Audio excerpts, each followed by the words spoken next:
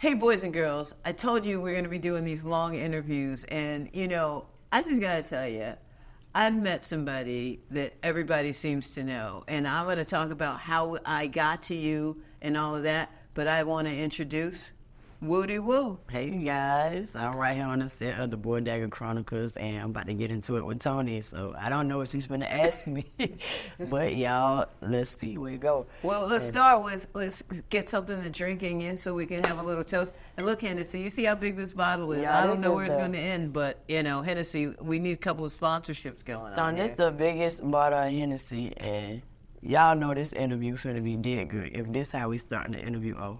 If this how we start the interview off. We're going to see how we start, and we're going to see how it ends. Okay. Do you want me to open it for you? Or can you get it? All right. Well, we're going to pour it, you're going to pour it, and we're going to talk. Okay. So, first of all, here's a big question for you. Oh, actually, let me just tell you how I met you. So I was at a meeting of executive directors from across the world, particularly where I was at a dinner with a bunch of black executive directors. Shout out to David John, shout out to all the other folks that were at that dinner who began to sing the Hoochie Daddies theme song. All the way live. All the way live. And I was like, first David John started singing it, and a couple other people at the table started singing it. And I was like, what is this? What are y'all singing? I don't know what you're talking about. So how'd you come up with the theme song? Okay, so shout out to Juan Ramon. It's one of my teams on the Get It Done production team, and they are hella talented. When I tell you they can do everything, so I knew I was coming up with a show, and I knew I wanted to be on the theme song. So I was like, gotta get. Wait a minute, that's you singing the theme song? That is me singing the theme song. All right, you want to give us a few bars? I mean, yeah. Okay. Hey, little mama, what your name is? I'm so glad that you came here. You be all the way live, not giving a fuck, and ooh, me so horny. Okay. So, yeah. So did you write it too? Or, I did. So I had one come up with a beat. Yeah. I know it had to be an original beat. Right. Something different. And I know I wanted summertime, and I know I wanted kind of like, how they got Hoochie Mama wanted something, right. Fast paced, could turn the crowd up, but something memorable. Like when you think of living single. Yeah. We are living single. So it always resonate with me. Like they cannot forget that theme song. So right. I wanted the theme song to push, and it was gonna be okay to listen every time they watch the show. Right. That's what I wanted. I wanted something they can listen to every time they see the show. Well, I mean, I'm telling you, it's like it was one of those things that it made me. And when I left that dinner, I was like, okay, I gotta go see this thing. Because they all knew it. I mean, like, literally, it was like fire around the table. I think there was like 10 of us. And I want to say, honestly, a hard 5 not only knew the theme song, had seen all of season 1, and was like, okay, and they knew when season 2 was about to drop. Right. It was the craziest thing. And so it was like when I went to look at it, and then I realized it's like, I think, like, total, you got over 30 million views. Yes. Right? I think that's just from Tubi, actually, the 30 mil. I ain't even, counting my the Get It Done TV channel. Right. So just from Tubi alone, we're tipping at 30 million views for season 1. Yeah, I mean, and so how did you come up with it? Because first of all, I have no idea. Like you were just sitting at home one day and you said, "I'm gonna," or how did this all come about? I got to cross my legs and let me tell you. Tell me a story. Let me tell you. Picture this. Because we in the era of reality TV. Reality TV is booming. And it started out with the Bad Girls Club. I don't care what y'all say, Bad Girls Club, Jersey Shore, they all started that stuff. Right. Right? Even P. Diddy and Trump, when they had their little reality shows, sending people to do crazy jobs just to get an assistant. Y'all remember that. So I remember me trying out for Bad Girls Club. You tried out for Bad Girls? I put in the application. I said, I want to go on the Bad Girls Club. I want to bang some pots. I want to, hey, that's so hot. So I put it in, and then I am very creative. I'm an Aquarius. I am very creative, so I'm always thinking of something. So I also wrote the network that was producing the Bad Girls at this time. And I don't know, half of y'all don't know this, but I have a twin. You do? Yes. She's 3 minutes older than me. Uh-huh. Hey, Chica. What does she do? She has a work from home job. Okay. I Yeah, what she working with? She got a job. See, we total opposite. When I say oil and vinegar, I really mean oil and vinegar. Right. Is she quiet, outgoing, or outgoing like you? Because see, I think people might think you're really, really, really outgoing, but there's a part of you that's kind of reserved too. Yes, it is. I am. Yeah. It's what we just mentioned. I would tell you, I'm kind of like a contradiction because I am one way, but at the same time, I am this way. So I could be a social butterfly, but sometimes I do want to just sit to the back and just watch and just chill, you know. But people gravitate towards me, so that'd be hard to do. Right. I can just smile.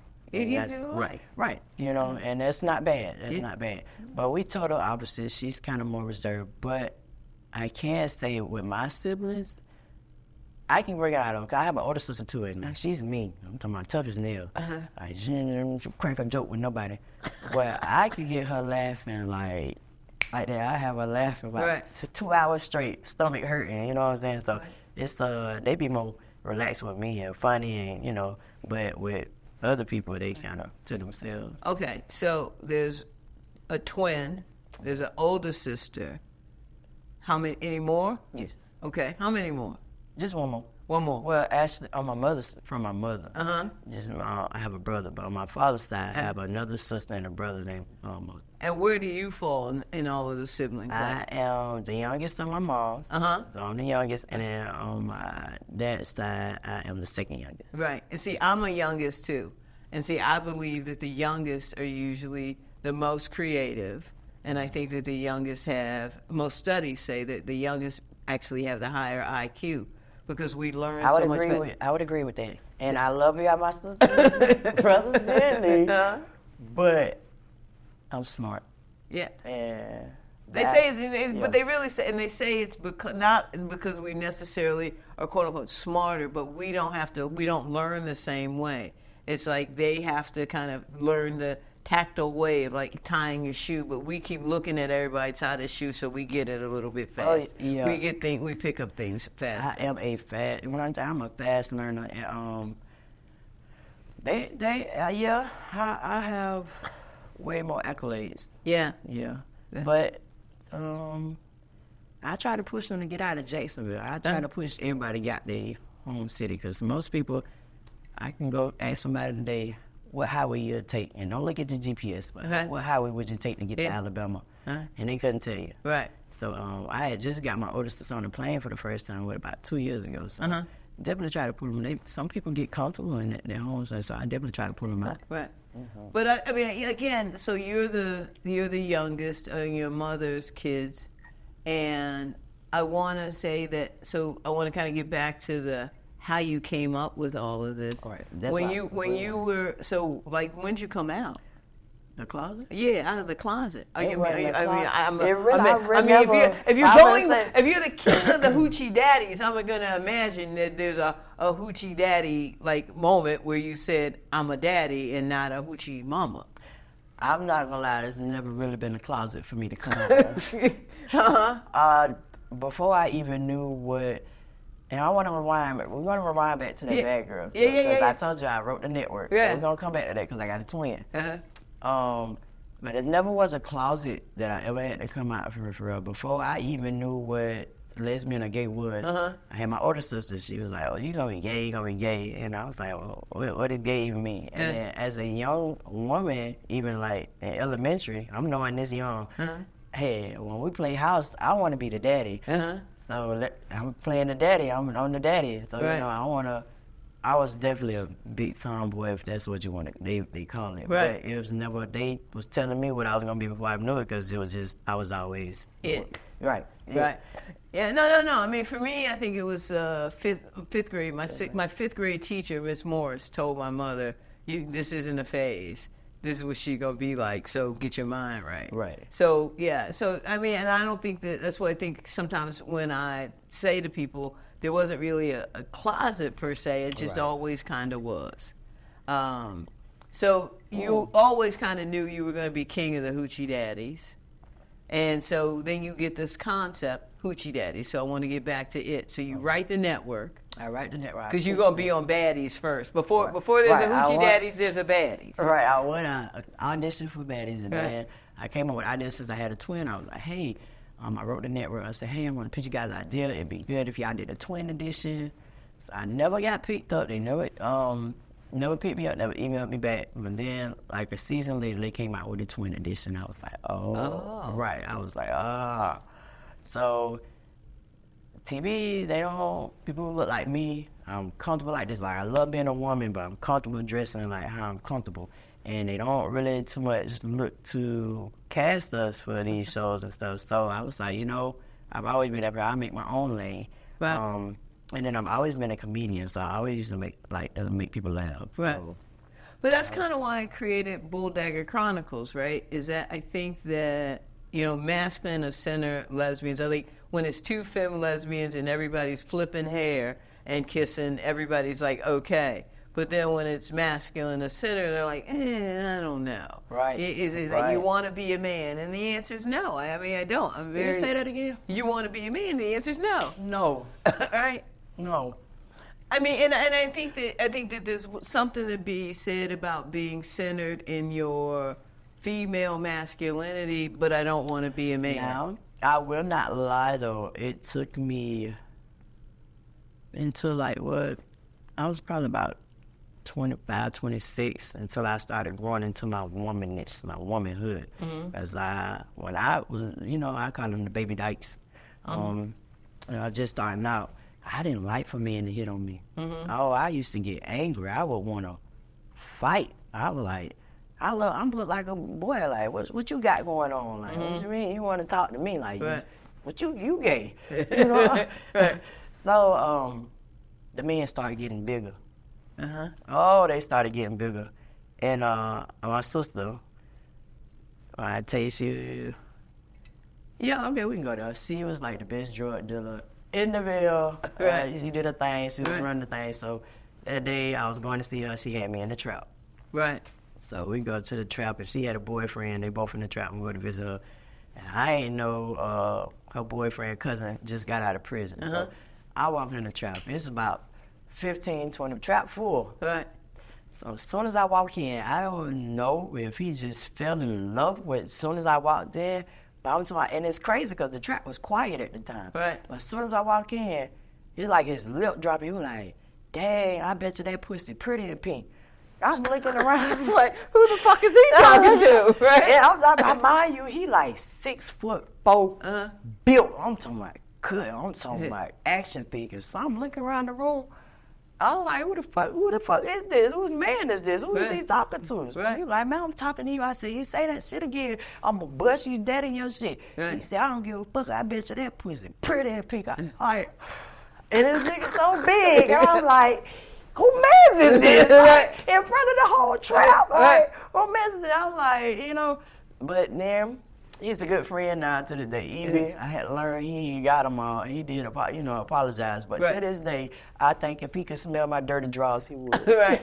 Well, I think that it's all what those stories are to me, like the funny stories, because first of all, people are like, oh, what the fuck guy would try to step to the two of you. And so my funny story like this is there's a place I go for breakfast in D.C. It's called Toni's. It's got the best bacon and egg sandwich in the city, right? So I was walking in there one day with my nephew, and this was when I was in my BMW 650 convertible phase. Okay. There was a pretty one parked out front. It was like, it wasn't the regular white, but it was like this pearl white. Right. I had never seen it before. And the guy gets out of it, looked like something like what you described. He looked like he fresh home, kind of built up, car's pretty. And I say, hey, can I look inside your car? He say, no problem. And he go, why don't you just take the key and bring the key back inside? My nephew, who's with me, look at me like, the fuck? Right. And I'm like, okay. So I get in the car. I start the car up. I just sit in it. I don't move it. Lock the car up, bring it inside Tony's and go, here's your key. And he said, can we go out to lunch? My nephew's like, looking at me strange. I'm like, no, I don't think we could go out to lunch. He's like, but can I get your number? And I was like, no. And so, because I'm trying to figure out, like, where we Why going with you it. want No, right, right, because none of this is registering with me, right? So you don't think he is that Right, at all. This is not Right. what is happening right now. So the next thing that happens is he says, well, what do you do? And I'm like, working a nonprofit, da-da-da. He goes, my daughter looking for an internship. Then my nephew looking like, oh, he got you now. Right. So now I give him the number. He called. And so my nephew, short story long, my nephew, when we get outside, my nephew said, do you understand what just happened? I said, not really. He said, that nigga fresh home. Mm-hmm. I said, uh-huh. He said, you transition work. He said, you that transition from being on the inside to coming out. Hell yeah. And I said, man, come on. He said, you kind of got that boy, but you a girl. Right. He said, I think you might be that transition work. He said, don't get too excited. Yeah. So, I mean, I think it happens for a whole bunch of reasons, but we do get hit on. I just want the world to know. It happens. I stopped calling them, I stopped looking at them weird. As I grew into my womanhood, I was like, hey, I am a beautiful woman. Yeah. I just started calling them alpha males. I was like, okay, this must really be an alpha male. Right. You really want some challenges. Right. Because that's what I'm saying. I mean, if you... Some men don't mind. Some men don't mind. Right. But for the most part, I do find it odd. It is a little funny. Right. You know what I'm saying? But it happens. But some men love it. They look at a masculine woman, and the first thing they go, untouched. They right. Untouched, tight, right. all that. Right. And I think it is a challenge for them. I think it's a challenge. Can I out male you? Can I out masculine you? Can I out whatever you? And so you're always gonna do that. Right. As long as you produce testosterone. Right. Right. Exactly. All right. So back to the show. Yes. So you write your application to Baddies, and then all of a sudden you look up, and there's a Twins episode, right. And you're like, hey, clearly I got some good ideas if they decided to do it a couple seasons later. So I was like, clearly, and I also had tried for a few other shows and with no success. So I was like, clearly, with my my persona, my how I look. And not really looking for people like that. So I was like, okay, I already do entertainment, I already had my web series, Temptation 904, which I did 4 seasons of that, and that was very, very popular. So y'all can catch it on the Get Her Done TV channel. But you keep saying it. Say it slow so we can make sure Get Her Done TV. Get Her Done TV. Get Her Done TV. All right. And it's stemming from Get Her Done Productions, my company.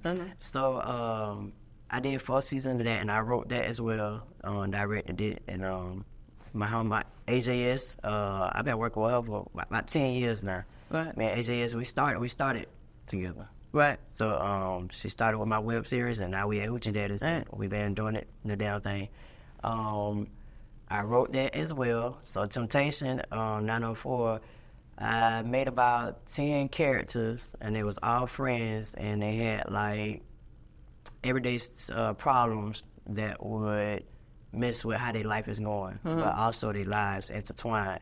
So I had like a best friend on the show. She was like addicted to gambling and stealing, so that would get her in trouble and bring heat to me. Right. And I had a girlfriend on Temptation.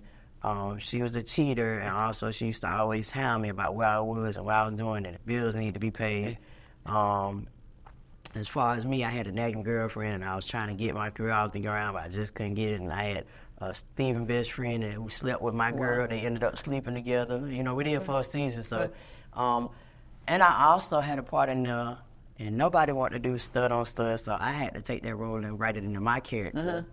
So I had like a little stud on stud thing in there. I had Kim Nolan. She was my trans in the show, and she was tricking. And they got her into some trouble on the show as well. So it's a lot of juicy. We got some other characters in there with some juicy problems, and they all intertwined, and it was good. It's good. Well, when I started like watching the first season of Hoochie Daddies and then the second, the first thing I really wanted to know is I was like, I have no idea who this person is. Yes. So I wanted to talk to the person, not the captain in the house, not the. But who is Wootie? And In the street, if I walked up to you, do I call you Wootie or do I call you by your executive producer name? You can call me Woo. I can call you, because actually you're in my phone as Wootie Woo. Yeah. That's how you're in my phone. Most people that look closer to me, they call me just Woo. I prefer just Woo. But Wootie,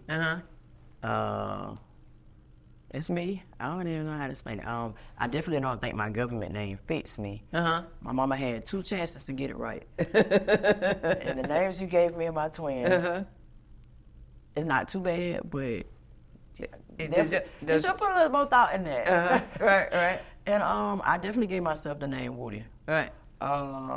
Where did it come from? You ever seen the movie Woo? With Jada Pinkett? Yeah. Okay. I think her personality just kind of had messed up the mind at the time. You know, right. She's very loving but very crazy at the same time. And then I don't know. I don't know. It's just a Woody. I look like a Woody. Right. So I just started going at that. My sister used to call me Woody Booty. Woody Booty. Woody Booty. But it just stayed a Woody. And then people started messing up Woody. They were like, Woody. I was like, just Woo. So then right. This ain't Toy Story. Right. God damn it. Right. So then that's when Woody Woo. Right. So it'd be Woody or Woo. Okay. But most people like Woody Woo because they flow together. So let's ask all the questions I'm sure that the women out there want to know. Let me take a drink. Yeah, do that. You got a girlfriend? I do not, but I am dating. You are dating? I am. I'm single dating, if that makes sense. Are you a serial monogamist? I mean, do you go relationship to relationship? Do you have? Are you the rotation type? Are you poly? I'm actually always single. You're always single. I'm actually surprised that I am dating. Like dating somebody. But why are you single? Why are you usually single? I'm saying. I be busy, and I think the universe is gonna make me wait until I'm well off into my career to like really find the right one. And I am very particular, and then just dealing with the past, I'll be having time for it. Right. I was just celibate for over 3 years, so I just ended that not too long ago. The drought is over. The drought is over. The drought is over. But yeah, but before that, it's like I've always been celibate too as well, because you can see in my Facebook memories, like I go a year, 2 years celibate. I just don't be fucking with anybody. It's hard for me to fall. I really don't fall, and then it's a stereotype. Lesbians fall fast. They move fast. I'm talking about they be married in 3 months, right. Divorced in 7. Right. It's not that for me. I like to take my time and really make sure, because I've been through so much. And when I started out, I had a thing for older women. So like I want high speed. So when I was in high school, my first girl for real, she was like 8 years older than me, and I talked to her for about 9 months. And then my next girlfriend, she was 10 years older than me. I was 16, she just turned 26. And we stayed together for about 4 years. I'm talking about she came to my graduation. I almost took her to prom. I was like, you're doing too much. I almost took her to prom, but I don't know. I was kind of like doing to me talking to older women. I was already kind of on a faster track than to everybody. And then I'm always busy. And I know so many people in my hometown that I really can't talk to nobody in my hometown. Right. So those for me would be long distance, and I don't want long distance. I want to see somebody every day. So that's another problem as well. I'm more face to face. I can only talk to you on the phone so much. Right. So that's something I want. So I just really don't set myself up, because I know I'm not moving from where I'm located. Right. And I wouldn't ask nobody to move from their family, so I'm gonna need to go to somewhere where you ain't got no family, no friends. Right. Since I wouldn't ask nobody to do that, so I just kind of just be chilling. And then a lot of y'all not attractive to me. For real. I'm a lesbian. Well, you just go and look in the camera and say, y'all just not attractive to me. Yeah, because you're a lesbian, you want everyone to know. A lot of y'all women are not attracted to me. Well, what is attractive to you? What is your type? I mean, is it that they have to look a certain way, be a certain way? Because I think that there's, the physicality of a woman, but there's also the personality of a woman. Now, the personality is a big one. I definitely want somebody who know how to make me laugh and who, not so uptight, who can enjoy themselves. And I'm trying to work on urban girl, not sitting down in the corner the whole night. Right. If you sitting down in the corner the whole night, I got to come back to this corner. Every time, yeah. Right. I want somebody who can be a little sociable, but if you're not sociable, it's fine because we're not the same person. I do love more healthier BBWs. I'm a firm believer. So you like somebody thicker than a Snicker? Yeah. Okay. I like that weight. Yeah. I do believe opposites attract. So they got to be darker than me as well. You can't be lighter than me. You can't. I've never talked to a white woman. I don't think I will. Why do you think that is? I don't know, even though I am biracial. My taste is this. I think this is a colors only water fountain. Yeah. I was drink to that.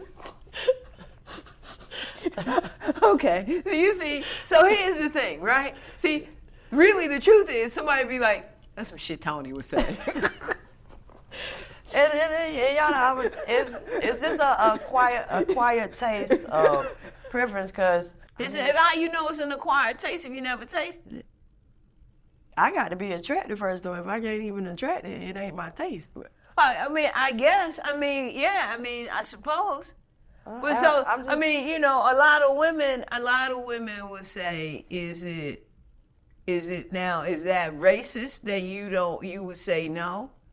Or is it just a preference? I don't think I have preference, because I don't think I can be racist. Why can't you be racist? I'm biracial. I mean, my mom, I can't not like my mom. Right.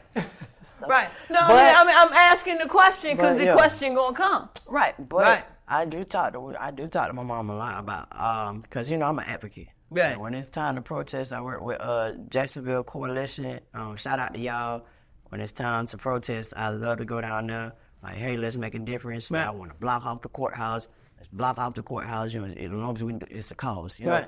And I talk to my mom because most people wanted to say, hey, we in 2024. That stuff is not existing, but it do exist, and it's because y'all not opening your eyes from them trying to take out the educational part of our history to them trying to ban words. I know y'all probably heard of Project 2025, and that's another thing. A lot of people, I be on, I can tell you I can look at the world news.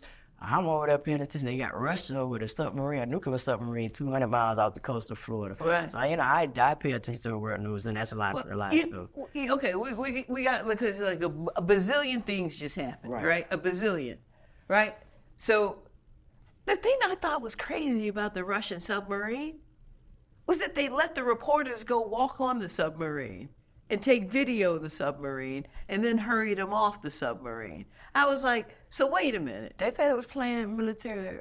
Yeah. But I'm like, when did Russia start letting us go walk on their submarines, and why are they off of our coast? All right, but we're gonna talk. We're gonna talk geopolitics in a minute. Well, can we get back? Yeah, we are.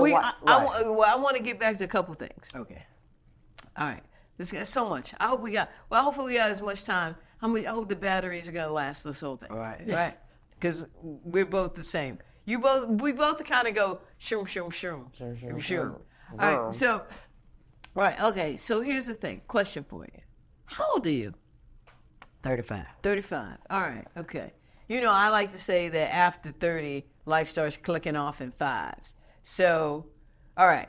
So what we were talking about before we went down the Russian submarine rabbit hole is dating women or dating outside of your race, right? So I've dated white women before. Yeah. I have. I've never dated outside the black race. Right. So I've done it before, but I think that the reality is now, at this point in my life, I think it's more one of, I just don't think you can fully understand my experience. Right? I agree. Right, and I don't know that it's an attractiveness or lack of attractiveness. It's I just don't think you understand. You can fully understand what I go through on a daily basis. It's gonna be a gray area. It's gonna be a gray area. Yeah, and that's why I mentioned. I was like, I talked to my mom about this stuff because, I had to keep her here. I'm like, hey, But I don't know, my mama has never been one like the white people who try to talk like, you know, she's black or anything. So I always loved her for that. And like she's always just been around mainly black people. Right. But as she get older, she get whiter. That's what I said back in the day, she had the crochets.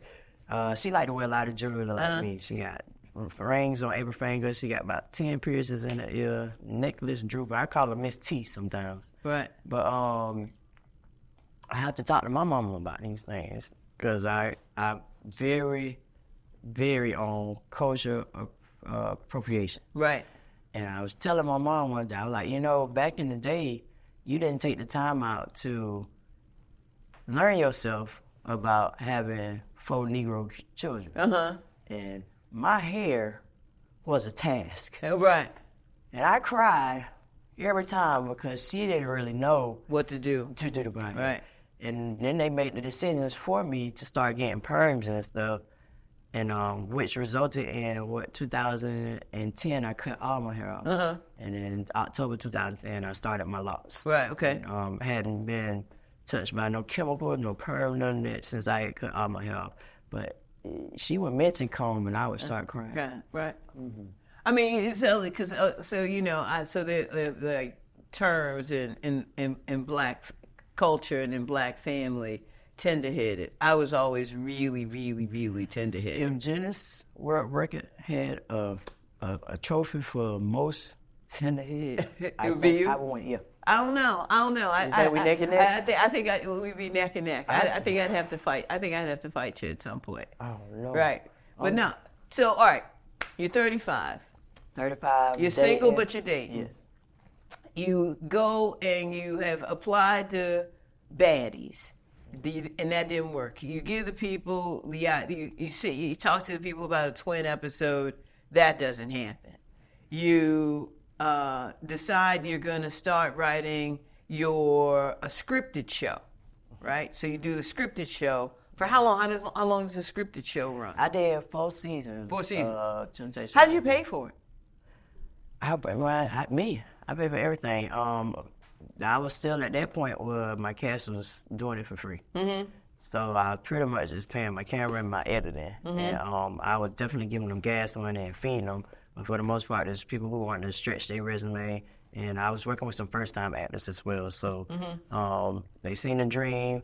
So I was paying for my editing, writing it up, making my schedule, when we're going to shoot. Like, I really been doing everything. Getting the props, all that, the locations. So I was blessed with their cast. They seen the vision. They wanted to do it. They thought it was dope.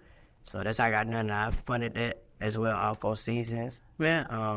And now, did you at that point see? Because that's a lot of work, and I don't know if people always understand how much work something like that is. The sitting down to write it, the actually figuring out the technique of the fade in, fade out, exterior.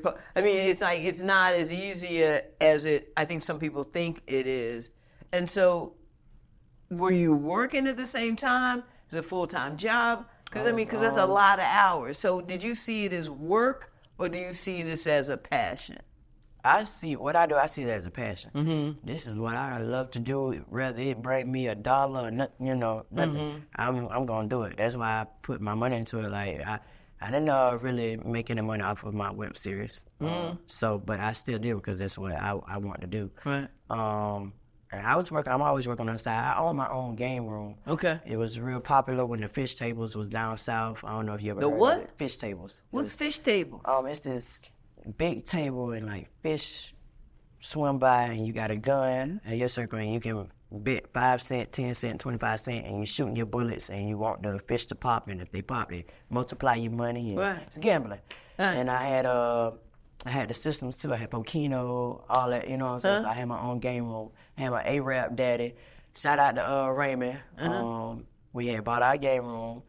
And 3 months later, the Florida came up with a ban because these Indians do not play about gambling because, we got the casinos. Right. So they came up with a ban. So I stopped doing that. I got my CDLB. I was driving school buses for kids. Do you like kids? I guess that's why it's a job that's no more, huh? No. They don't think of it like that. Kids love me. Yeah. And I love a good child. Yeah. And they love me. I would bring them candy every Friday. Right. Halloween came around, I would dress up, had candy bags. Right. I think about good 3 or 4 as we had our own personal handshakes when they got off the bus.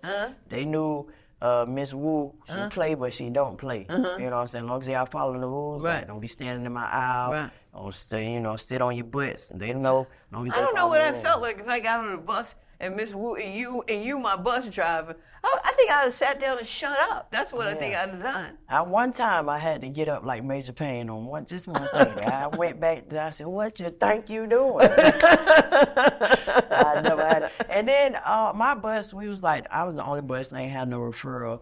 The kid I am referring to, even though he did give me a hard problem, I just made him go home and write me some sentences and say, hey, I will not, I will follow the rules on Miss Wu bus versus give him a referral. And I told him, I said, if you don't have these words for me the next morning, then you will not be able to get on my bus. I wouldn't go from there. All right. And he had no words. So, yeah. See, that's what I'm saying. I don't think I'd have messed with you on your bus. All right, so I was so laid back. They was cool. They chill. I understand.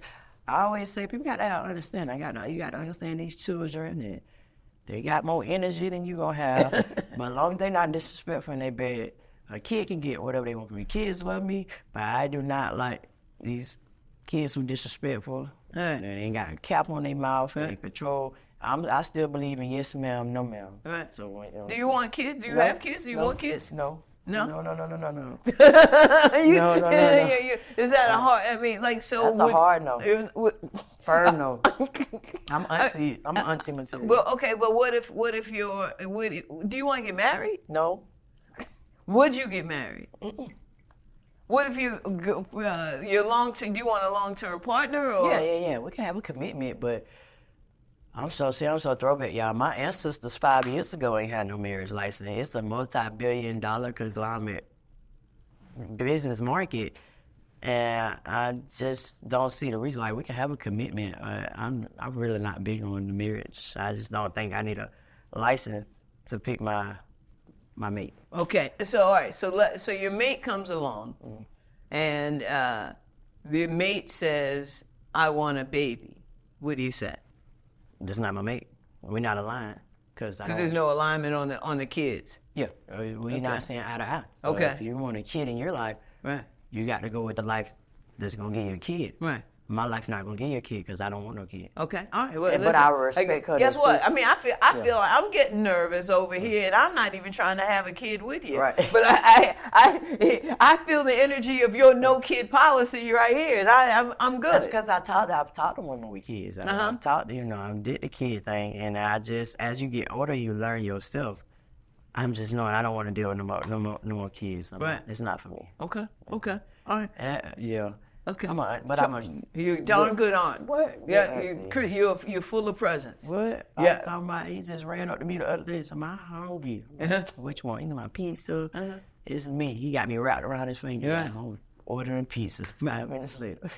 And everybody needs that one. You want kids? Huh? I do. Kids. I mean, not at this point. Not at this point, right? Because I think that if I met somebody and they had a kid, yes. But I think that's probably the only life regret I have. What's your age limit? My age limit?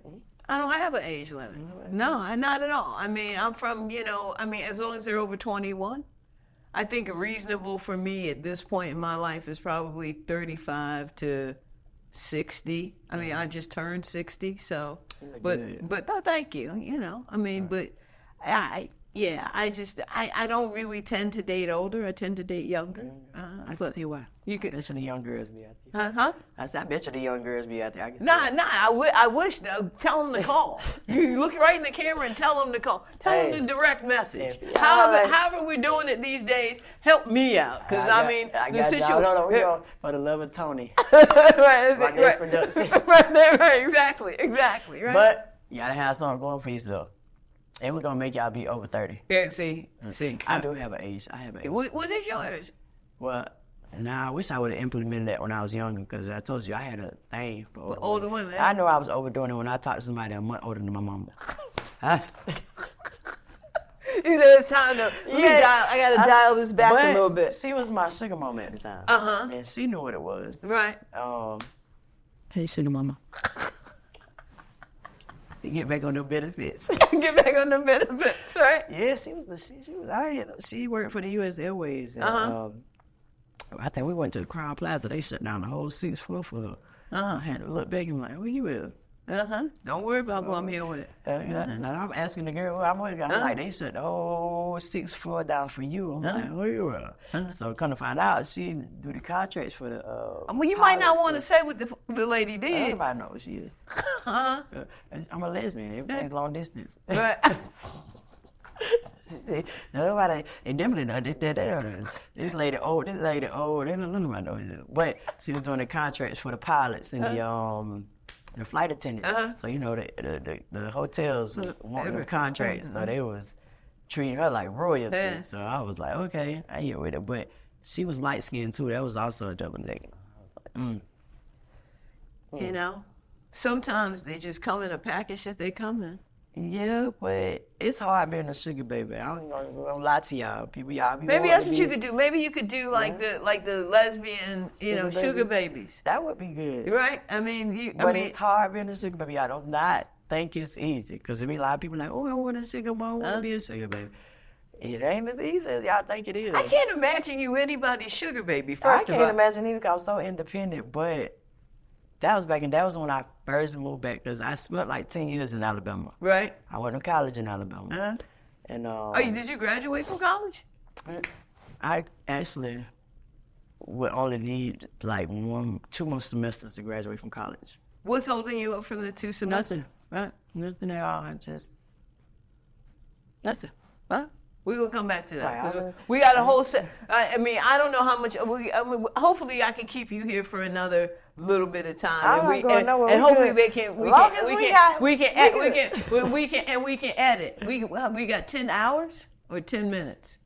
I'm gonna 10 minutes. We need more, because I haven't even got to the activism. We didn't even talk about digging the Hoochie Daddies. Right, we haven't even dug in the Hoochie Daddies. We got so. Listen, everybody. Listen, boys and girls. Let me tell you. We're gonna be here. I think that now I got 2 minutes. Is that 20? He got 20. You can talk. You know how to edit this stuff out. So. Hopefully you do. If you don't, then we've got the wrong guy. You already said he can get rid of the white noise. Brandon know what he knows. See, that's what I'm trying to tell you. See? So, we good. I ain't in no rush. We ain't in no rush. I'm enjoying talking to you. We might take a break to have to charge some batteries, is what you're saying. Nope, we're good. All right, cut. All right, so I'm going to keep talking. All right, so first thing, so here's what we know. Right? We know you got a twin. Yes. We know you used to be a sugar baby, and I got to stay there for a minute, because there might be a whole, I think it's going to be like 10 minutes on this sugar baby situation. Let's get it. So I think, so tell me what a sugar baby is by your definition of sugar baby. Speaking of definitions, how do you identify? If you say, are you a lesbian? Are you a stud? Are you a bull dagger? I'm a lesbian. You're a lesbian. Yes. Okay. I am in the LGBT community, but stop me at the L. So, I am a lesbian, and I don't want to have a label, because I just want to be a woman who I like to dress comfortable and masculine, and I just love other women. Right. And I have a preference of what type of women I love. Okay. I'm a lesbian. Do you prefer femme women, butch women? I prefer the more feminine women. I tried it with a stud back in the day, and it was so boring. It was so boring. Why was it boring? I couldn't get feminine for her. We was in there who's gonna be the most? It's like a big old sword fight. Versus with a film, I can get feminine for a film, and I know that's crazy, but with the stud, it was uncomfortable. It was like, okay, I eat you out, then you eat me out. It was so robotic. Right. And it was so boring. So you're not a touch me not. You're not a I do everything and you do nothing. You're not a what I would define as a touch me not. Yeah, I'm not a touch me. You know what to touch me. You know, yeah. I know what to touch me. Yeah. I know how to touch me. You know, so you got to. It's getting in. But not the. I have preferences. I'm not a touch me not, but I'm not with the strap either. Like I'll wear the strap. Oh, okay. But versus them like strapping me. Yeah. I'm not even say that I wouldn't feel comfortable with it, but just because of my stature and stuff, it is kind of uncomfortable. What would they do? They get on a step stool to try to... Right, I'm like 6 foot even. That's a huge bitch. I'm a big woman. Right. So that's kind of feel like a chihuahua trying to tame a wawa. Right, you know what I'm saying? right. So, and I'm one of them people you can't knock until you try it. Right. So if I'm commenting on it, trust me, You've tried it. It's uncomfortable. Not your not your preference. Okay, so here's what we know. All right, we know you like women. Yeah. We know you're a lesbian. We know you're 35. We know you prefer African American black women. We know you. Is that right, or is it Latinas? Is it because you didn't say that, right? You didn't. That's what you just said. You just said darker. That's all you said. But I haven't dated outside the African. Okay, all right. And so you said you got a twin. You are the youngest. I'm just trying to like recap the personal, right? Right. All right. Then we got you. Let's go to the media part. Right, we got you where you had done your scripted show, which again, I don't know how many of us knew you had a scripted show, and you can still find that on your YouTube channel, right? Yeah. I also got a short film that I wrote called Break Even. It's on Tubi as well. Okay. So that was my first. I did that before Hoochie Daddies. All right. Short film. It's about 50 minutes long. Okay. It's about a basketball coach, and she gets in trouble in the school system.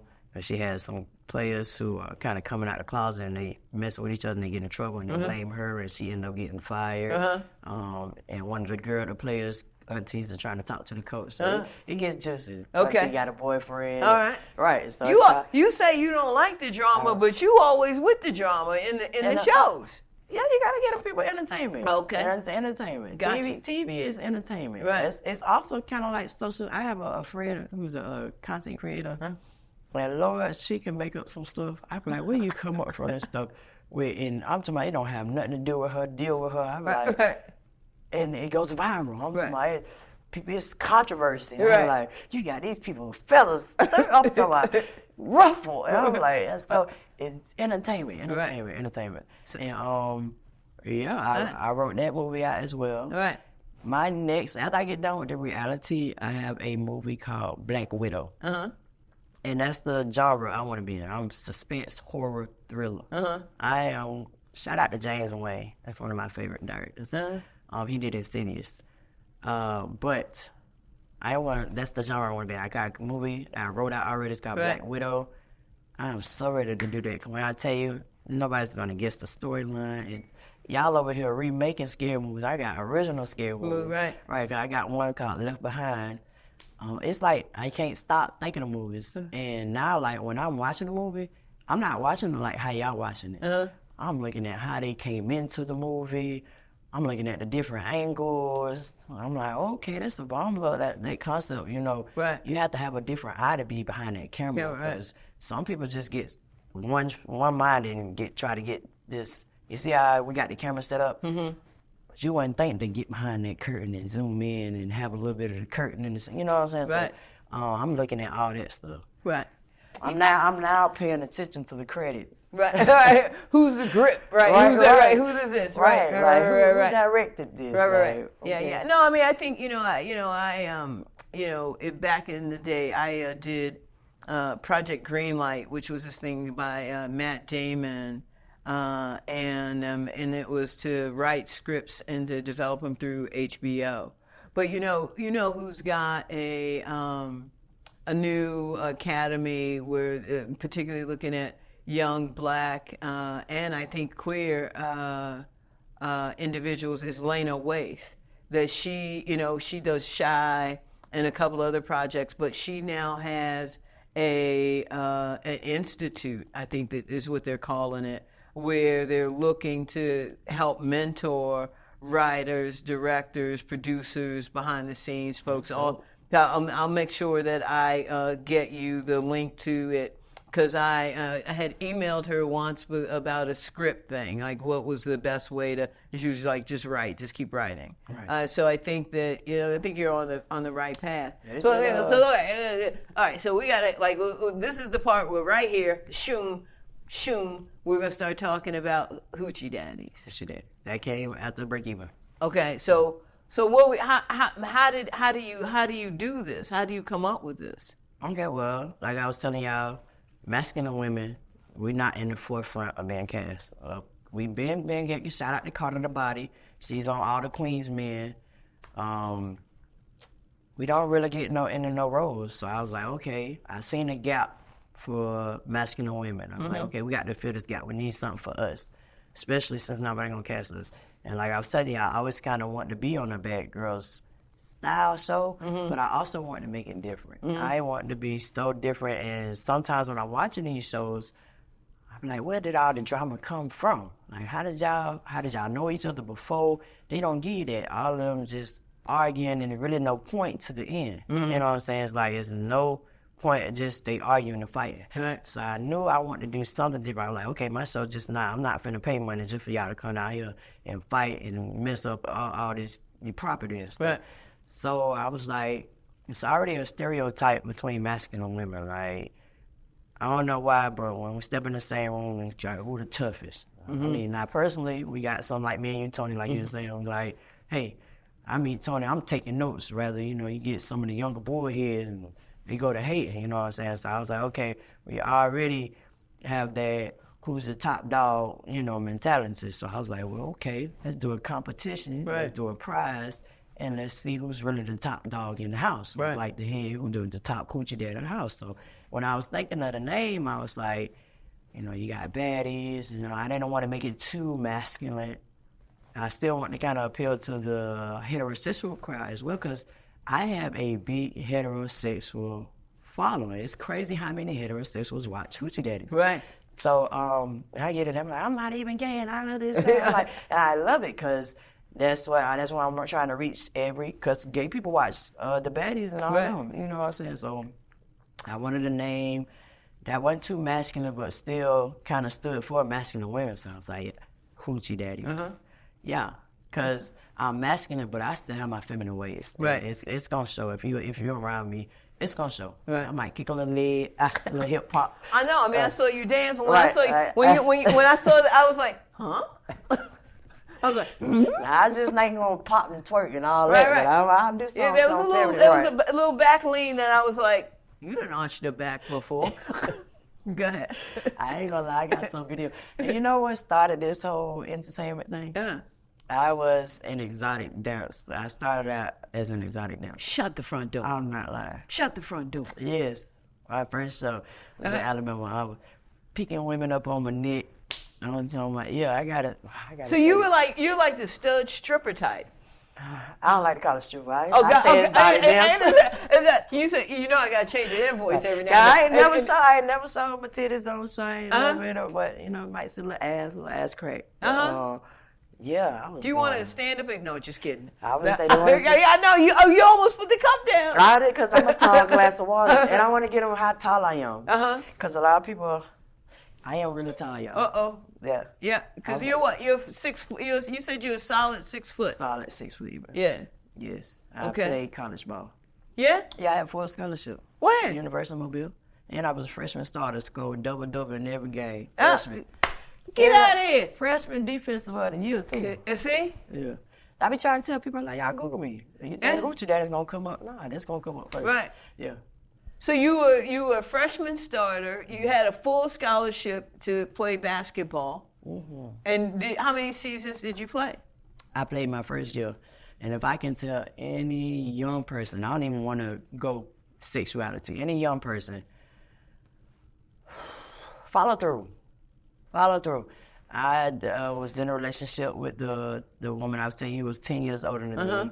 Of course, she didn't have a pot to piss in, or window to throw it out of. Yeah, the rest of that. And my head coach actually, she ended up happened to resign behind me. Right. The head coach. Well, they had gave me a full scholarship, and my mom, she's disabled. She has cancerous genes, so she had a breast cut off, she had a hysterectomy, she had 3 tumors in her lymph node. Like my mama, she's just been through surgeries throughout my whole life.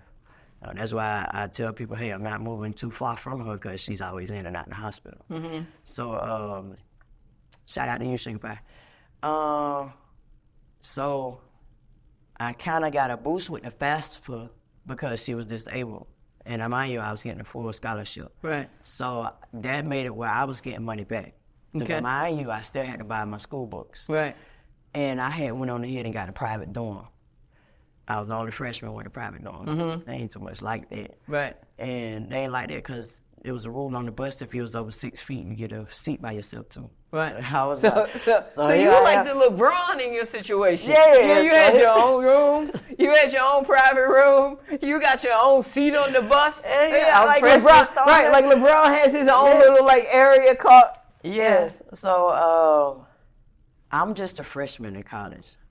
I didn't know too much, but like you said, I pick on quick. Right. So they put me in a freshman seminar. Oh, they taught us all about the FAFSA and all that. And I was like, oh. So the first semester, my coach had sent 2 of my teammates to me, and she was like, Coach said, buy our books. I'm like, okay, I'm just doing what my coach said because this is the lady who just gave me a full ride. Right. You know, I'm not knowing, my mama had moved back to Florida, so I was the only one in Alabama. So I went and bought my books, their books. College books ain't cheap. Right. So by the time I bought all our books, I ain't had no money. Right. And mind you, if you're a college sports player, especially a top one, you don't have no time for it. And this is before the NILs. Yeah. Right. Yes. Right. So yes, you want right. There's no NIL. There's no NILs. I graduated in 07. Right. And it was no NILs, and it was so demanding that you could not have a part-time job or anything until like the summertime or anything like that. And we had practice every day, and the cafeteria was only open at certain hours. And they only, with the plan, the scholarship plan is on, you only get like 2 meals a day. You got to make sure you catch that cafeteria open, but practice would run over until the cafeteria was closed. Right. So I done used all my money for y'all books. I got a nice private dorm room. I ain't got no food or no drinks in Right. But y'all down there drinking Gatorade, Capri Sun, I ain't got nothing. Right. So I had done took the freshman seminar class. Right. Got healed. Right. So come the second semester, I got my money. She sent another player to me.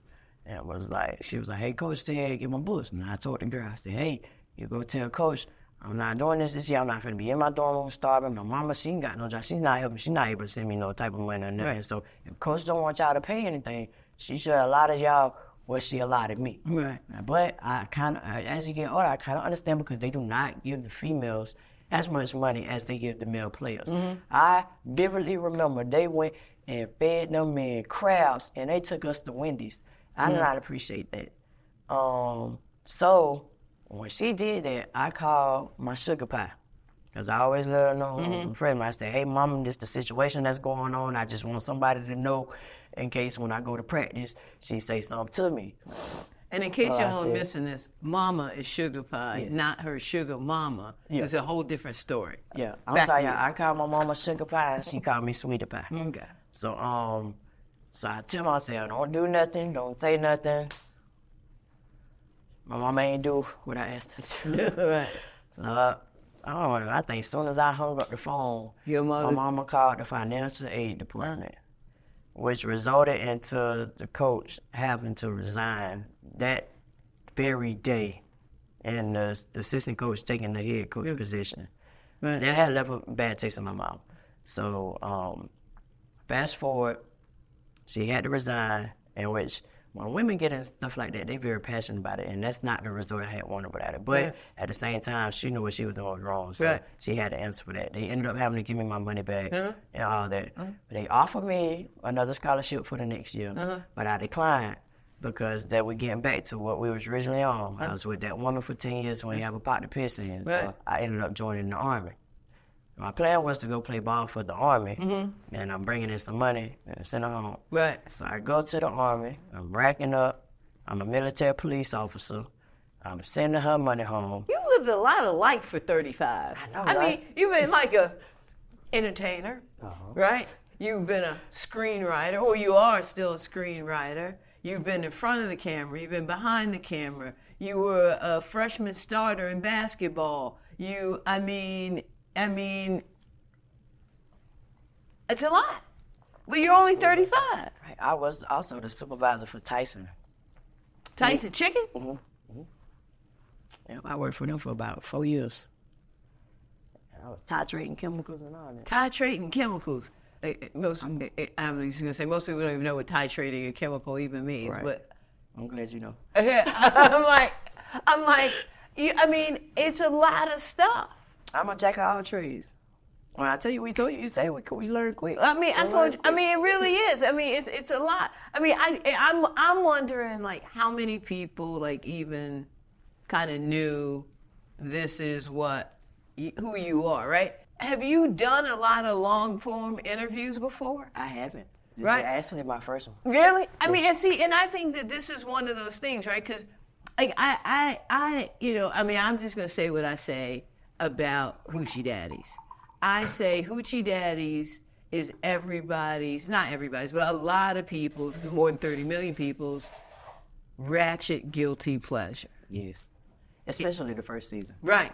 And I think that a lot of people don't cop to the fact that they watch it like they want. I mean, but it's like I told you, it's like if you start singing that song or you say, they go, mm-hmm. Or you say, hey, have you seen it? And they say no. Even the kids started. I get so many inboxes, and I don't repost the kids. It's just something about them singing that song. Right. But I love it. Right. But I don't kind of repost it. But it be so many, even the kids. Right. Hoochie Daddies, all the way live. Hoochie Daddy, go outside. So, right. I told you I wanted to make something catching. It's good. I love it. Right. I also just made, I try to do something with each season. Right.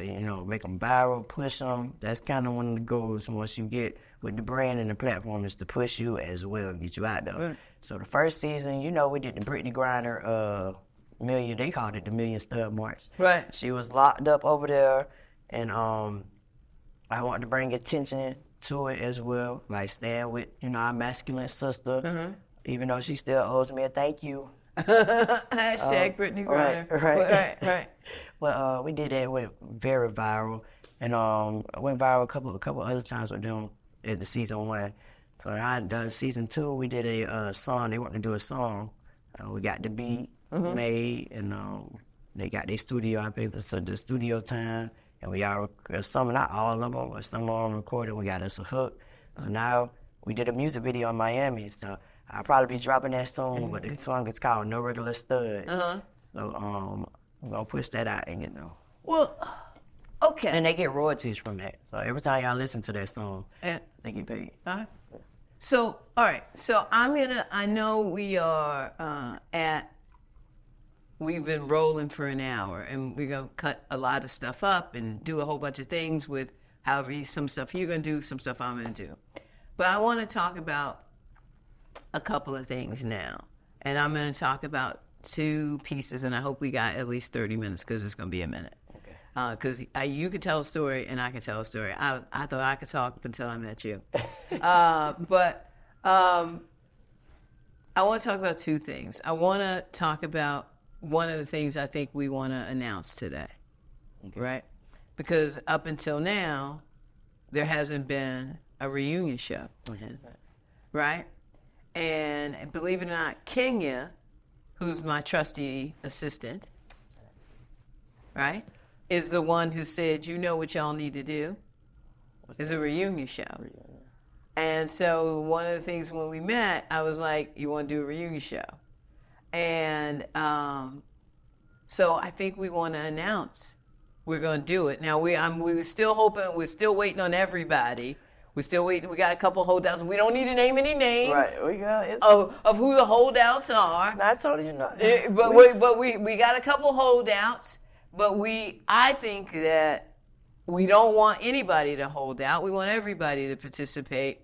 But I think that the idea of a reunion show is a good thing. So I want to talk about what you think about that and where we are with that, because I think we want to announce that. Right. We are on a good track for to start up the reunion for season 2, I do think everybody really wants a season 1 reunion. Because it was a lot. That was the first rodeo of my reality series. And I did not go to college for this. I went to college for criminology and psychology with a minor in sociology. Well, I mean, the sociology and criminology, I think they all kind of popped up in both season 1 and season 2. Right. Just saying. So, I'm learning. I tell everybody we forever learning. I will never stop learning. That's why I got so many credentials underneath my belt. And that was my That's first. right, bus driver. That was one of the other jobs I forgot. Yeah. And that was my first reality. Because mind you, I told you I did a short film. Right. I got a feel for that and know what I want to do.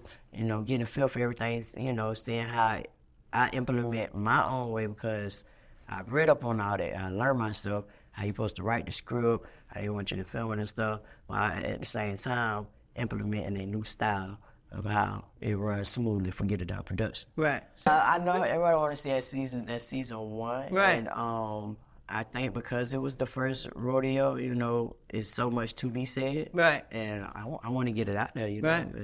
And I would know that people would love to see it, but getting everybody on one accord, I'm telling you guys, it's not easy.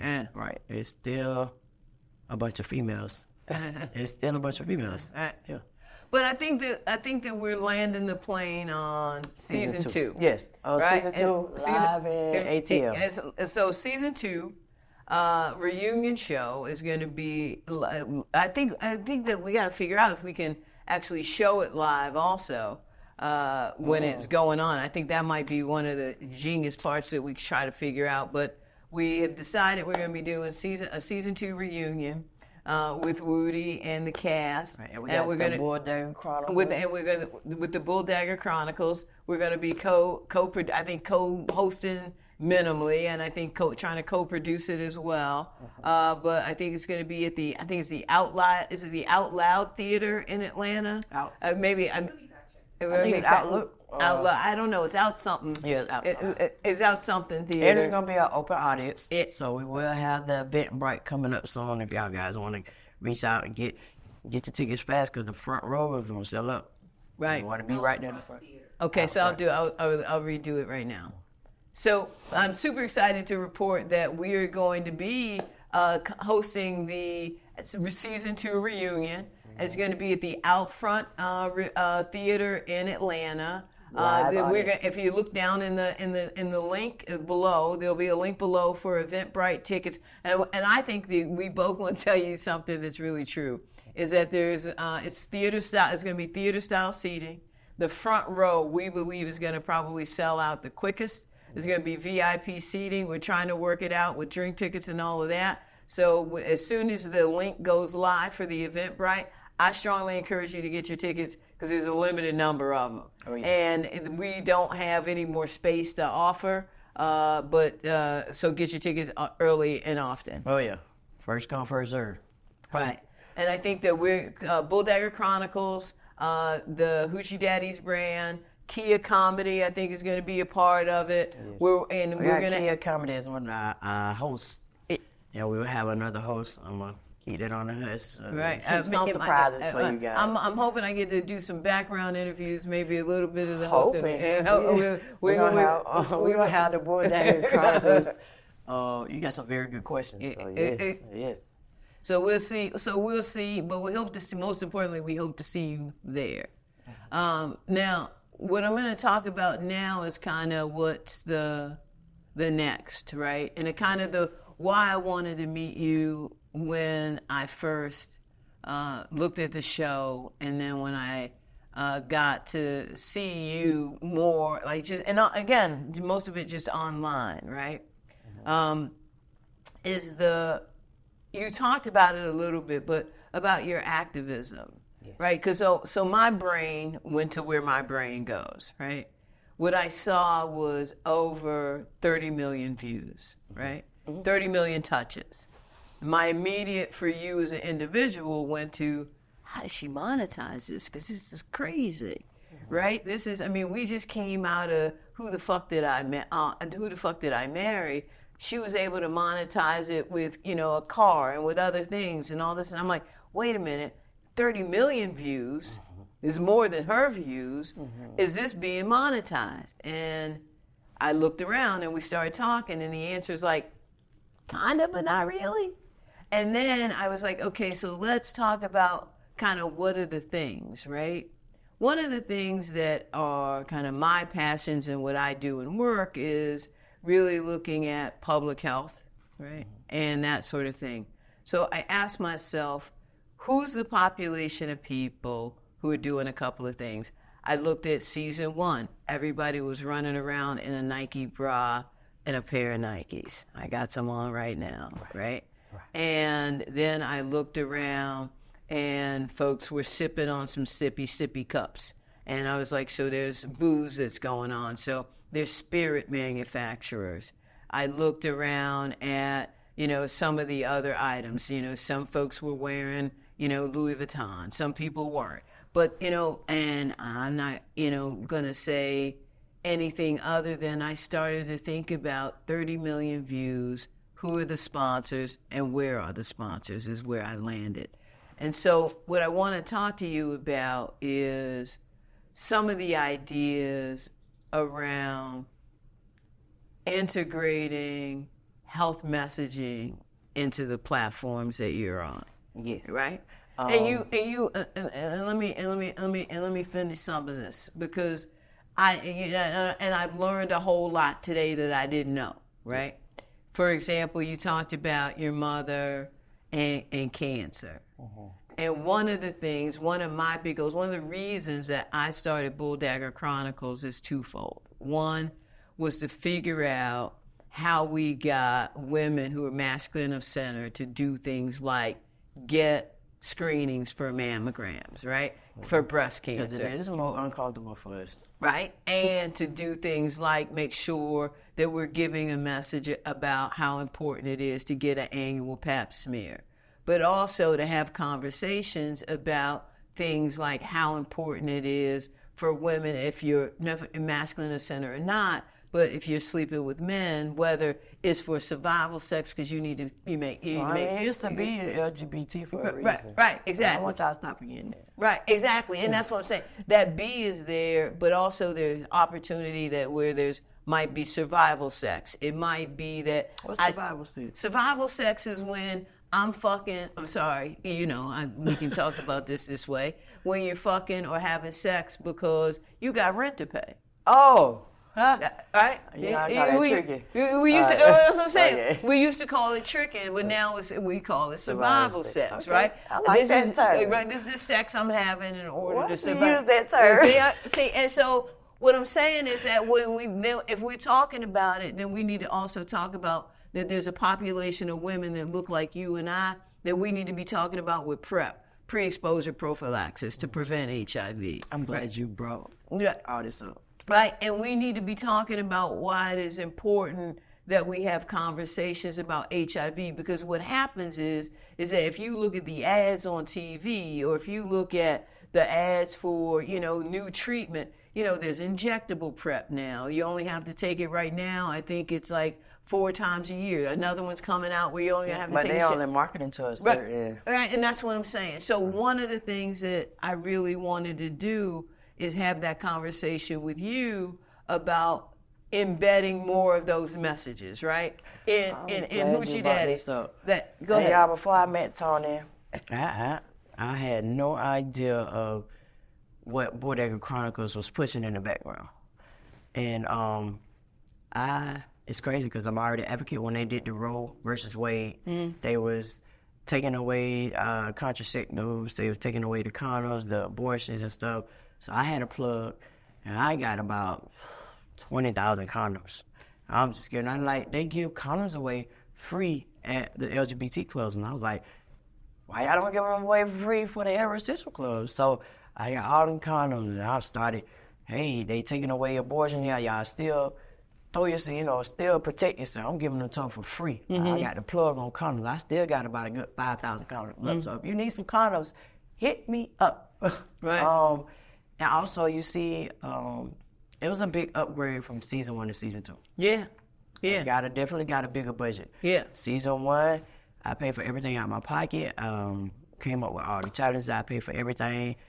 I think we had like 1 or 2 sponsors for the first season, which tripled the second season. Had some sponsors, but not like the big wigs like Nike and stuff. I definitely had some sponsors for season 2. And we also brought in a segment, Sipping with Sheena B, to get into their mentality, to see where they mental at, to see how they handling life, to see, you know, what's kind of being on the, you know, what's important to you, to see if you okay. You know? So we've been getting that as well, especially as masculine women. If it's already hard being a woman in today's society, and being a lesbian woman, and a lesbian black woman, you know what I'm saying? So we added that segment. So that kind of goes hand in hand with what Boy That Chronicle do, because we try to push them to, hey, that goes back to we ain't just bring y'all down here to fight. We brought everybody down here to see you do these competitions, to push y'all, you know, and get some positive stuff. So I'm definitely for adding to that era and that genre to the masculine community, because we're not out here, like, people don't know now, they want you to wait every 3 years to get a pap smear. Right. When I was going, it was every year. Right. People don't even know now it's every 3 years. But we got to get them a baseline. a lot of stuff can happen in 3 years. Well, and that's why I think that's why it's important, particularly if you're not gonna bear children, the risk of cancer is slightly greater. It right? runs in my family too. Right, and see, and that's what I'm saying. So if you have a family history of cancer, that's why I think pap smears and mammograms. When I was young, I had a problem with my breast. My twin, she was developing fine. She got her period at like 12, 13, and that was me. I ain't get my period till I was like 16. And my mom, she ain't really set us down like, hey, this how you wash your fat mom, this how you take care of mama, you know what I'm saying? Right. So I kind of had to figure all that out on my own. Right. Even my older sister ain't sit me down like, hey, you use this type of soap, it's gonna fuck you up. Right. You know what I'm saying? I had to figure that out on my own. You know what I'm saying? So that's what I think that one of the things I want to talk to you about more is, how can we come together, not just you, not just me, but maybe a group? And that's one of the things I really want to do is figure out a way that we can collectively, you know, during National Cancer Month, make sure we're all putting out a same message about, you know, I don't know, take your stud to the pap smear day, or take her to the mammogram day, but also make sure that we're doing more to have folks that look like you, look like me, in, you know, ABC shows and CBS shows that are talking about health, or talking about the mental health, the stress. Right. So when you think breast cancer, I'm pretty sure everybody's mind goes to a feminine woman. Right. But which breast cancer can go to men, women, you know, it's anybody can get that. Right. So. And did you hear that? Both men and women can get breast cancer. That's right. It's true. I know some of you just stopped and said, what are they talking about? Men can get breast cancer. They have breast tissue just as well as women do as well. So I want you to understand. Brandon's like, what? He's like, yep, and it's true. And so, and I think that's why it's really, really important, because some of us who identify as mask of center really see themselves so masked that, oh, I don't have breast. Yeah, you do. So whether you identify as masked, whether you identify as... Even if you... I'm sorry to cut you off. No. Well, this is your party too. But even if you cut them off... That part. I promise you, it's still... tissue. Right. You ain't cut off the veins and all that stuff. You know what I'm saying? It's still be a problem. It's still going to be a problem. Right. Even though you cut your girls off, it still could be a problem. Right. So just take that into consideration. Right, and that's why I think that we want to talk about the importance of annualized mammogram, if you're male or female, and there are different ways that they do the exams for men. but I think also for an annual pap smear. And I know there are many women who are, again, touch me nots, who don't want to get penetrated and say, well, I'm not going to go in and all this. But the reality is that annual pap smear, let that be your one moment of holy glory, literally, where you're going to make sure that you can. And it is so uncomfortable. I know you be feeling like a jelly-filled donut once you leave there, but... A jelly-filled donut! That is kind of the feeling, right? Yes. It is kind of the feeling. That's the worst part. That KY, I feel okay, but once they get that KY, I'll be like... But I do have a question for you. Yeah, you can ask me anything. You at that age, and I have not yet to get one. Have you had a colonoscopy yet? Yes. Yeah. I have had 3 colonoscopies. How'd it go? Was you uncomfortable? No, so a colonoscopy, people think that it is bad. It's not bad. It's not. I mean, it's not bad because you're knocked out, right? I mean, you're knocked out. I so totally thought it was a weight when No. Okay. They give you propofol, the stuff that they gave Michael Jackson took too much. Michael Jackson took too much of it, but kind of you're asleep and you start counting backwards, and by the time you wake up from the party that you're having while you sleep, it's over, right? And so I think that again, I think that the trifecta, right? The pap smear, the mammogram, and the colonoscopy. I think that to not do them is the dumb part. Yeah. Right? And I think that when I say that is because the colonoscopy, you're out, right? You're completely knocked out. And when they come back and either tell you, hey, we found something. In my case, they had found, I want to say, small polyps one time. And so then they said, we want to do it every year. And so I think I did it every year for 5 years. Is something like that, right? And then it was the third time. So what age do you would? If cancer's in your family, I think they want you to start as early now as 40 for a colonoscopy, right? And I think if you don't have any cancer in your family, I want to say it's 50. But what I'm going to do is I'm going to probably have us do a cutout of this. And I'm going to edit something in. How would you feel with Bull Dagger Chronicles going with me and getting my first ever colonoscopy? I would love it for us to take you. I mean, because I think that that's one of the things, right? Is that the other thing is that when we walk into the doctor's office, right? There's a set of assumptions that get made. And I'm like, don't make those set of assumptions. I'm 60 years old. I need a colonoscopy. I'm 60 years old. I need a pap smear. I need a mammogram. I need all of these things. But I think that they need to see people like you and me talking about it, and they need to meet people like you and me actually going to the doctor because they think everybody's not going. And I'm like, that's not true. And especially if you're sexually active. Right. And people need to understand syphilis is on the rise. It is. Syphilis is on the rise. I think it's a new. I'm not sure, because when I go to get my little lady checkup, I read every post in there because I'm waiting on the doctor. Right. And they said 8 out of 10 people have HPV. Yep. Now, is HPV one of the serious? I mean, it's serious because it's a virus. And does it go away sometimes in people? Yes, it can cure itself. But at the same time, that's 8 out of 10 people have HPV. That's some great deal. Right. And you might want to talk to Michael Douglas about what happened with his throat cancer and how he got his throat cancer. How? What? Oral sex. And see, and people think that there's no risk. There's a limited risk, but there's no risk. But that's not true.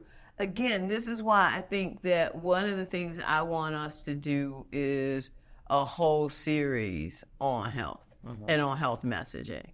Right, and I'm honestly right now trying to find money for it, right? But to be able to so not to sit here and go, well, I think it's this many or that many, but to actually sit down and we've got it all mapped out where we've got all of the facts in front of us so that we can bring in an oncologist to talk to us about what is the difference in cancer in women who don't have a whole bunch of sex with men and not.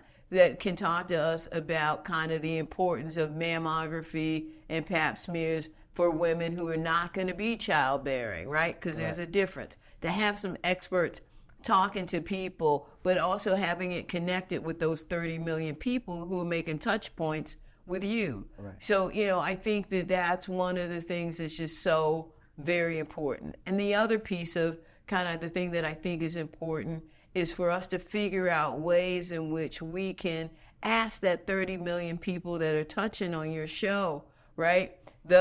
What shoes do they buy? Right. What car do they drive? Where do they go to the bank? What do they eat? What do they drink? Why? Because we need to be able to turn that data, that information back over to the sponsors and say, guess what?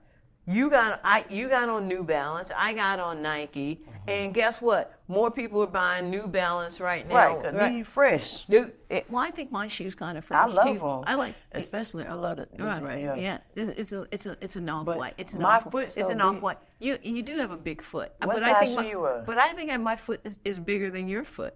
I wear 11.5 in men. Oh, sorry. Well, you got your size, queen, huh? Everything got to be bigger. I say no, this. No, I'm saying I'm just saying you're a size these already queen. Look big. I can tell you what they're with me.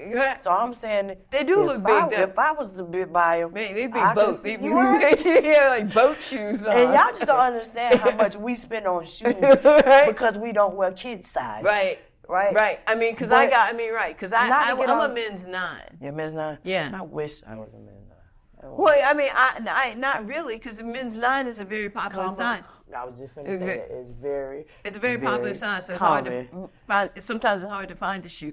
But or can I tell you a challenge that was almost for season 2? Yeah. Now that we're on the topic, I had my good friend Ashley Ham hit me up. She's doing work for Florida, down there from Florida State, and she was like, "Hey, let's do a challenge. I give them a pH balance test, and whoever has the best pH balance will get the point." Right. I almost took it into consideration. I was like, no, I don't want to put the girls on Front Street like that. Right. Right. No, I don't think that's their person. Because I mean, they could have agreed to do it on camera, but at the same time, like, it is a personal matter. Right. But we ain't vote for that. Right. But Ashley, I like how you think. It was definitely, I would have been on board to do it. But maybe that is a challenge, right? Yeah. Maybe the challenge isn't your pH balance, but maybe I can see a few cast members backing out. Right? How many have you get a point if you've had a Pap smear? You get a point if you've had a you get a point if you've had a mammogram. You've had a point. I mean. Think about like. And mind you, most masculine women out there have never had a mammogram. Right. And I'm gonna tell y'all, I had a mammogram, but it was so long ago. Because I was telling you, we touched on it. I had a problem with my breast because my twin, she was developing normally, and here go me, and still to this day, if I take my bra off, it's really every woman has one breast that is bigger than the other one. But when you look, you can't really tell. But with mine. I take my shirt off, you're going to see that my left one is the rock and front. So when I was younger, they thought it was something wrong. I had to go get the KY jelly, the ultrasound, my titty, mammogram, because, cancer genes run in my family. Right. And I just ain't got as much estrogen as the normal woman. That's pretty much what it came down to. Actually, when at birth, they told my mom I was supposed to be a boy. Right. But I popped out a girl, so surprise. We're gonna come back to that one. We're gonna come back to that one another day. So here's what we're gonna do. Okay. All right. What I'm gonna get ready to do is to wrap this up. And what I'm gonna say is, here's what I think we're gonna leave the people with. Right. And I think we gotta figure this out. I don't think we got all the answers on this one right now. I think we've got to do the Wootie mammogram and Wootie colonoscopy and Wootie Pap smear challenge, right?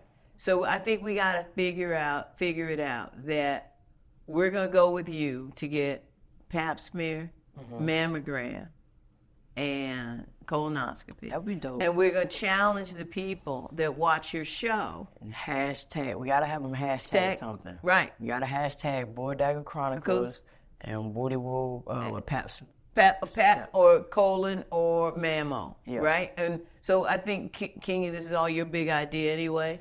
So I think that we'll figure out some of those hashtags. Right. But what we want to do is we want to increase the number of women who are getting screened for mammography, getting screened for colon cancer, and getting screened for any sort of vaginal cancers that can occur. And this is because, right, we got to protect us if nobody else is going to protect us.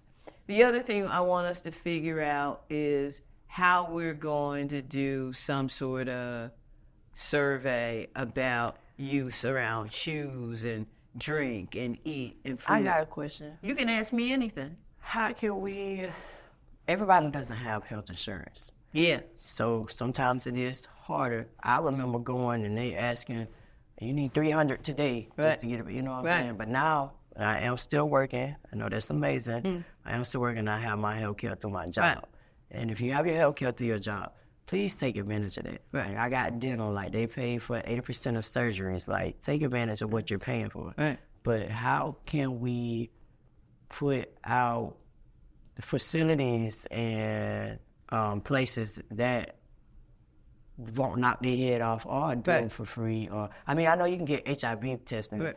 That's no biggie. But for the rest of it, for the mammograms, if they don't have health care, how can we get it out to them with places that will work with them or make a payment program or do it for free? How can we get that out to them? So there's a couple of things. There's a couple of ways, right? One way is that, yes, through your health insurance through work, right?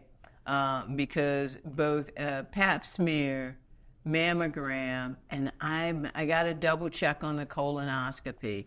But if you're in a Medicaid expansion state, right? Like if you got Obamacare or any other care on the exchange, these are what are called essential health benefits, right? And so these are benefits that no matter where you are, you don't have to pay for them. Right, you're allowed to know. Right, exactly. So that's again, it's if you're in a Medicaid expansion state and that you have automatic health insurance, right? So those are some of the things that became automatic with Obamacare or with the Affordable Care Act, depending on how you look at it. And so that mammogram, that pap smear, and other what are called essential health benefits, the things that make sure you are doing preventative care.